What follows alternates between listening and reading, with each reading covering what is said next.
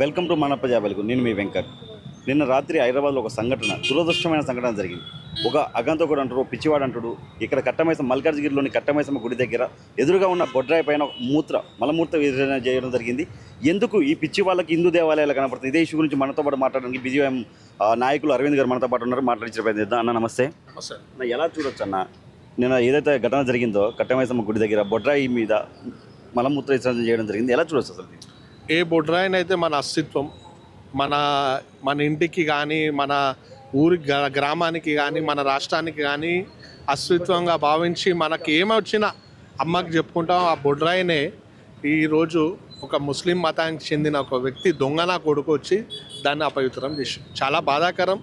ఏ రాష్ట్రంలో అయితే మనం గ్రామ దేవతల నుంచి తెలంగాణ రాష్ట్రానికి తెచ్చుకోవడానికి స్ఫూర్తిగా నిలిచి మనము ఇన్స్పిరేషన్గా తీసుకొని కొట్లాడినామో అలాంటి గ్రామ దేవతల గుళ్ళపై వరుసగా దాడులు జరుగుతున్నాయి.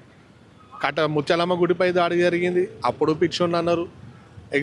నవరాత్రుల సమయంలో ఎగ్జిబిషన్ గ్రౌండ్లో, మళ్ళీ చింతల్ బస్సి వీరనగర్లో దాడులు జరిగినాయి, పిచ్చోళ్ళు అన్నారు.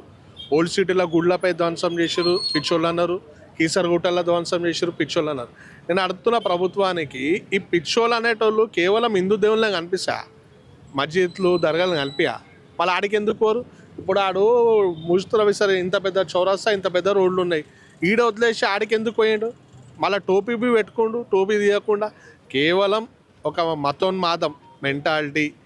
మాద్రాసాలలో ఆ మస్జిద్లో పోండి గవే నేర్పిస్తారుగా, అవి చూసుకొని ఆడు అక్కడ వెళ్ళి కావాలనే మా అస్తిత్వాన్ని, మా మనోబలాన్ని దెబ్బతీసి ఇక్కడ ప్రశాంతంగా ఉన్న మల్కాజ్గిరి వాతావరణాన్ని ఖరాబ్ చేయనీకే ఆ దొంగ నా కొడుకు అనేటోడు మా అమ్మవారి గుడి దగ్గర వచ్చి మూత్ర విసర్జన చేసి అపవిత్రం చేసాడు.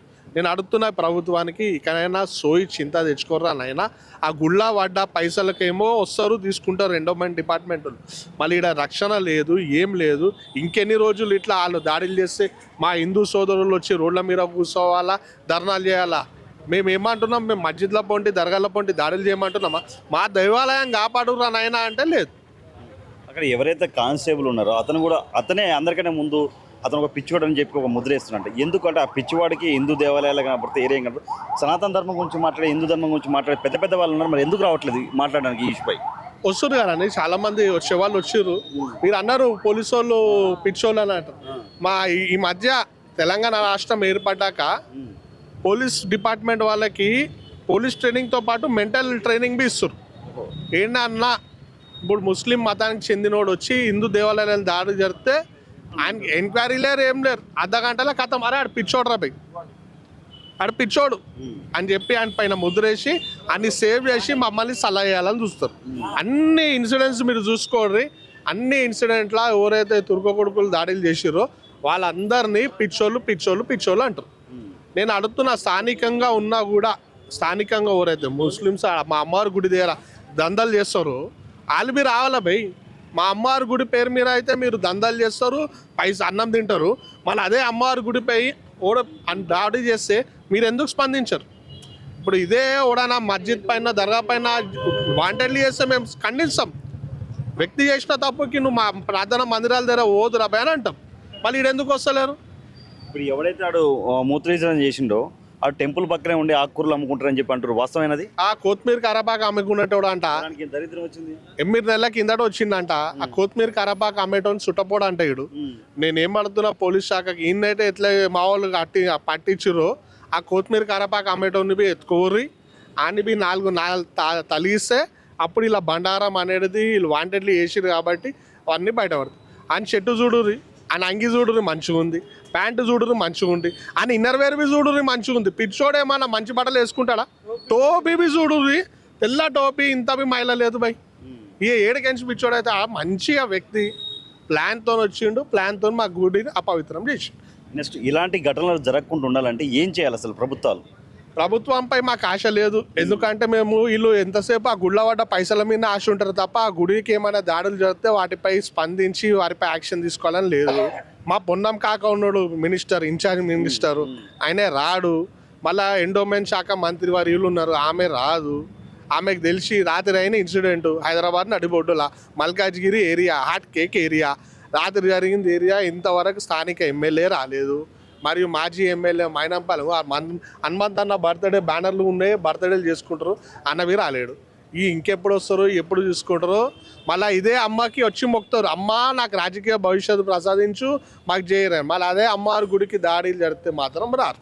ఇదే ఎవరైతే ఇప్పుడు పొన్నం ప్రభాకర్ మినిస్టర్ కానీ కొండ సురేఖ గారు కానీ ఏదైనా టెంపుల్కి ఏదైనా ఫెస్టివల్ ఉన్నప్పుడు మాత్రం వీళ్ళు అక్కడ అడావుట్ చేస్తారు, మాకు రెస్పెక్ట్ చేయలేదు, ఏపీ దర్శనం చేయలేదు అని చెప్పి అడుగుతారు. మరి ఇలాంటి టెంపుల్ కాడికి వచ్చేసరికి ఎందుకు మాట్లాడరు? అప్పుడు షో చేస్తారు కానీ ఇప్పుడు రారు. వాళ్ళకి ఏమి ఉంది బైసాబ్, అమ్మవార్లు గుళ్ళు మొక్కాలంటే కేవలం మంచిగా కానీ వాళ్ళు బాగురా, వాళ్ళ కుటుంబం బాగుందా, వాళ్ళ ఇంట్లో సగం ఉన్నారా అని చూసుకుంటారు తప్ప ఇదే దేవతపై అమ్మవారి గుడిపై దాడి జరిగితే స్పందించే ధైర్యము లేదు.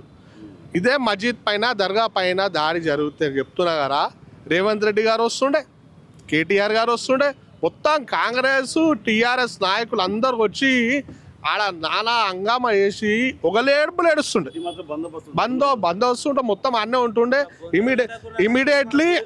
ఇమీడియట్లీ పైసలు వాళ్ళకి ఇస్తుండే. ఇప్పుడు మీరు అన్న చెప్పినట్టు చూడుర్రి, బంజారాహిల్స్లా పెద్దమ్మ ఆలయం గుడి ప్రభుత్వ భూములు ఉందని ధ్వంసం చేసిర్రు ప్రభుత్వాలు. మళ్ళీ అదే పక్కన జూబ్లీహిల్స్ ఎలక్షన్లు వచ్చినాయి, నీకు ఇస్తారాబాయ్ అనేది ఇచ్చిర్రు. హిందూ దేవాలయకు ఒక హిందూ బస్సులు ఉండే 1 ఎకరం భూమిని అయ్యా జాగీర్ అన్నట్టు బొందలు కట్టుకోనికి వాళ్ళకి ఇచ్చారు. ఇది మన ప్రభుత్వం. నేను అదే మా హిందూ సోదరులకు అడుగుతున్నా, ఆ అమ్మని మొక్కే ప్రతి ఒక్క హిందువు కూడా ఎప్పుడైనా మేల్కొండుర్రి, జర ఐక్యంగా ఉండుర్రి. పక్క దేశంలో హిందుత్వాన్ని కాపాడడానికి కోసం ప్రాణాలు అర్పిస్తున్నారు. మనం ప్రాణాలు అర్పించే అవసరం లేదు. కేవలం ఎక్కడైనా తప్పు జరిగితే బయటికి రావాలా, ఖండించాలా, ధైర్యంగా నిలబడితే ప్రభుత్వాలు దగ్గరకు వస్తాయి.